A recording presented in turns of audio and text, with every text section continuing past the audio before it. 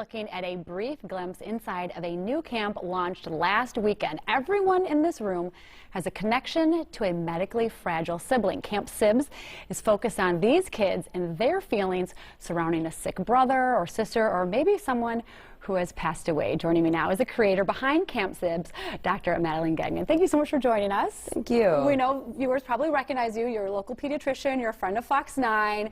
We have you and your expertise on often, but this is actually a connection to a new venture that you have that you started during the pandemic. Tell us about this. That's right. Bridge to Home Services offers support for families in their home for young children up through adulthood, and those are for children who have medical complexities. But in that process of being in people's homes, and as you mentioned, in the clinic room with families for countless years, the impact of having a medically fragile child on their siblings became very obvious to me, not only from my personal experience, but what I was seeing in that shared place in the community. And we wanted to bring together a way that these siblings of those with medically fragile, could come together and provide support and fellowship and fun for one another. Yeah, and while these are, for the most part, you know, the healthy kids of the family, they kind of, in many ways, you can speak from personal experience, the focus is a lot of times on the kid who is medically fragile, rightfully so. But tell us about your backstory. You have a very personal inspiration, your sister. Yes,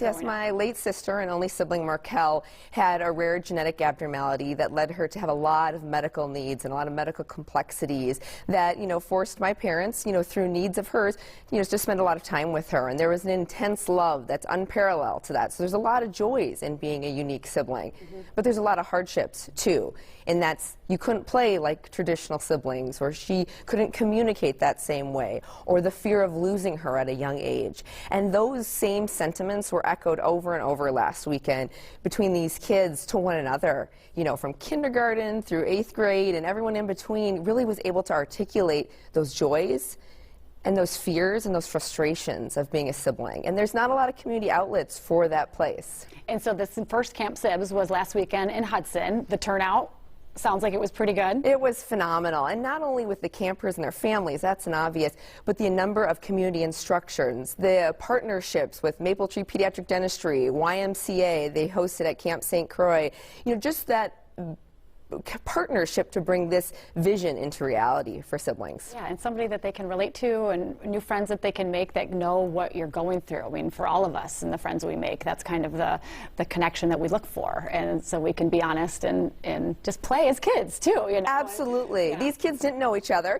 so coming from all different backgrounds across Minnesota, Wisconsin, and we're welcome to any others who want to join us, just to come together in that common bond. And it was so interesting and rewarding to see kids connect so quickly in feeling safe about sharing something so personal with them. Well, you've obviously struck a chord because there's a demand for it, and this was just some Minnesota and Wisconsin kids, but already, right out of the gates, you have another date set up for something similar. Tell us about this. We do. Camp SIBS #2, and we want it to become a reoccurring place where people can count on being able to find that connection, and that will be April 29th here in the spring back at Camp St. Croix. If you have any advice for maybe somebody that didn't get to, you know, send their child off to a camp like this, or knows a neighbor. I have a neighbor with, you know, a medically fragile child, and they have 4 other kids. What advice would you have to say to the other kids in the family, if you could share anything? Yeah, I think it's important for families to always reaffirm and remind their other children, we love you, we value you. Just because we're spending more time with your sibling is no reflection of our love. And the second piece, often kids are worried. They're worried about their sibling in the hospital. They're worried about their sibling dying.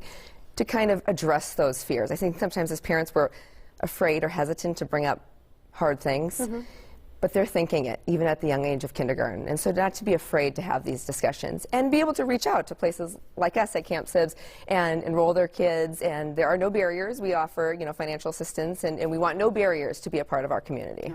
And fantastic. We'll put a link on our website so people can find out more if they want to. But Dr. Gagnon, thank you so much. Congratulations. Thank you. It was a big deal, especially with your background and your family. So I'm so happy for you. A professional and personal career highlight. Oh, can't beat that. All right. Thank you.